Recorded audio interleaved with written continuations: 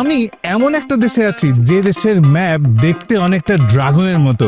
আপনি যদি গুগল করেন সে দেশে পৃথিবীর সবচেয়ে ছোট শহরটি অবস্থিত এবং যে দেশে পৃথিবীর একমাত্র প্রাকৃতিক বাদ্যযন্ত্র আছে। ব্যাপারটা ভাবতেই খুব অবাক লাগছে না? আমি এখন আছি ক্রোয়েশিয়াতে। আপনি যদি গ্লোবাল ম্যাপে ক্রোয়েশিয়ার ম্যাপটা দেখেন, এটি দেখতে একটা ড্রাগনের মতো দেখাবে। দেশের উত্তর পূর্ব অংশটি দেখতে ড্রাগনের মাথার মতো, আর দক্ষিণের অংশটি দেখতে ড্রাগনের লেজের মতো। এবং ক্রোয়েশিয়ার ঐতিহ্যেও কিন্তু ড্রাগনের উপস্থিতি পাওয়া যায়। আপনি যদি গুগলে সার্চ করেন পৃথিবীর সবচেয়ে ছোট শহর কোনটি, সেই শহরটি কিন্তু ক্রোয়েশিয়াতে, এবং শহরটির নাম হচ্ছে হাম। জানেন এই শহরে কতজন বাস করে? মাত্র 20 থেকে 30 জন। হ্যাঁ, মাত্র 20 থেকে 30 জন মিলেই একটা শহর, এবং পুরো শহরটিকে মাত্র কয়েক মিনিটের মধ্যে ভ্রমণ করে ফেলা যায়। কিন্তু শহরটি কিন্তু নতুন না, 1100 শতাব্দী থেকে এই শহরটি আছে, কিন্তু এখনো কেন এই শহরটিতে লোক সংখ্যা বাড়ে না, এটা একটা আশ্চর্যজনক ব্যাপার। এই শহরের আবার একটা মেয়রও আছে, এবং এই মেয়র নির্বাচনের জন্য একটা নির্বাচনের ব্যবস্থা করা হয়, এবং এই শহরটি কিন্তু গিনিস ওয়ার্ল্ড রেকর্ডেও নাম লিখিয়েছে। আমার পিছনে কোনো শব্দ শুনতে পাচ্ছেন?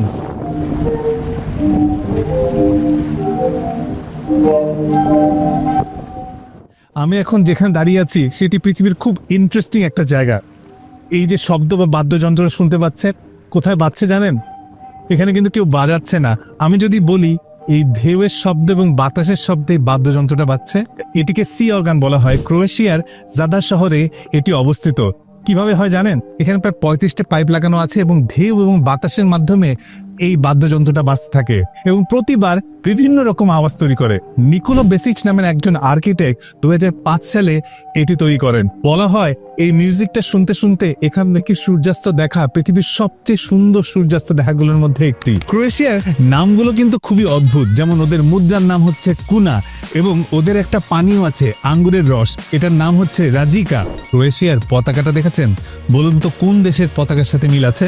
এই লাল সাদা নীল দিয়ে কিন্তু অনেক দেশেরই পতাকা আছে। ক্রোয়েশিয়ার পতাকায় যে একটা সিম্বল দেখতে পাচ্ছেন, এখানে কিন্তু 5টা অংশ আছে। এই 5টা অংশ দিয়ে ক্রোয়েশিয়ার 5টা ইম্পর্টেন্ট জায়গাকে বোঝায়। আর এই সিম্বলটাকে যদি আমি সরিয়ে দিই তাহলেই হয়ে গেল নেদারল্যান্ডসের পতাকা। আর লাল আর নীল রংটাকে যদি একটু হালকা করে দেই হয়ে গেল লুক্সেমবার্গের পতাকা। আর সাদাকে উপরে আর লালকে নিচে আনলে হয়ে গেল রাশিয়ার পতাকা।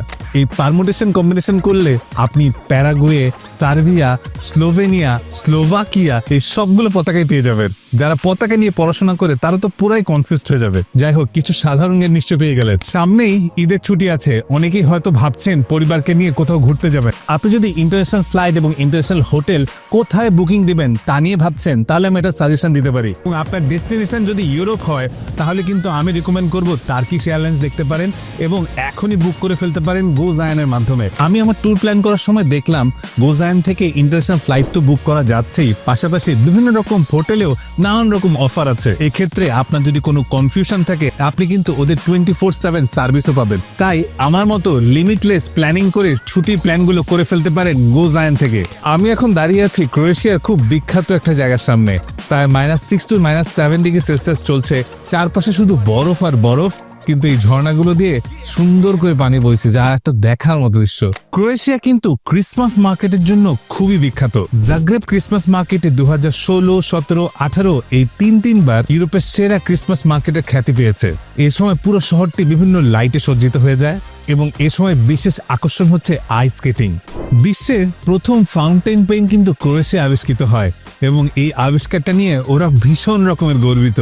কারণ এই আবিষ্কারটার পরে লেখালেখির জগতে একটা বিশাল বিপ্লব ঘটে যায়। এই আবিষ্কারটি যিনি করেছিলেন তার নাম ছিল এডওয়ার্ড পেনকালা। বলা হয় পেনকালা শুধুমাত্র এই ফাউন্টেন পেন না, আরো 80টি বিভিন্ন রকম পেটেন্ট ছিল। ক্রোয়েশিয়ার একটা মজার মিউজিয়ামের কথা বলি। মিউজিয়ামটার নাম হচ্ছে মিউজিয়াম অফ ব্রোকেন রিলেশনশিপ। এখানে কি করা হয় জানেন?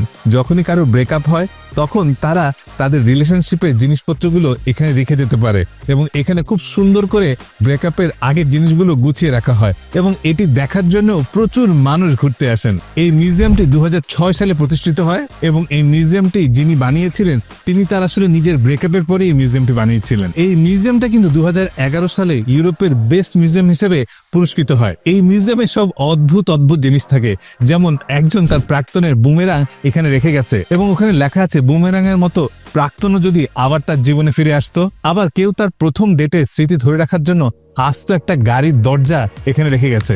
গেম অফ থ্রোনস নিশ্চয়ই আপনারা অনেকেই দেখেছেন এবং এই সিরিজটা মনে হয় অনেকেরই খুব প্রিয়। এই সিরিজের প্রচুর জনপ্রিয় দৃশ্যগুলো ক্রোয়েশিয়ার বিভিন্ন শহরে দৃশ্যায়িত হয়েছে, যেমন ড্রুজনিফকে কিংস আইল্যান্ড ওয়েস্টার্সের রাজধানী হিসেবে দেখানো হয়েছে। এবং মজার ব্যাপার কি জানেন, গেম অফ থ্রোনসের পপুলারিটির কারণে ক্রোয়েশিয়ার পর্যটক সংখ্যাও বেড়ে গেছে এই জায়গাগুলো দেখার জন্য। মজার ব্যাপার কি জানেন, স্থানীয় লোকেরা এই সিরিজটা দেখার পরে গর্ব করে বলে তারা কিংস ল্যান্ডিং এর নাগরিক। আরেকটা ইন্টারেস্টিং ব্যাপার হচ্ছে ওয়াক অফ শেম সিঁড়িটি। দুব্রভনিকের সিঁড়িটি এতটাই বিখ্যাত হয়েছিল যে অনেকেই ওই জায়গায় গিয়ে অভিনয়ের মতো করে হাঁটা শুরু করে। আজকের মতো ক্রোয়েশিয়ার থেকে সাইন আউট করছি। দেখা হবে পরবর্তী কোনো ভিডিওতে, পরবর্তী কোনো দেশের অজানা তথ্য নিয়ে। ভিডিওটি ভালো লাগলে সবার সাথে শেয়ার করবেন। এরকম আরো অনেক দেশের ভিডিও আপনি স্ক্রল করলেই পেয়ে যাবেন।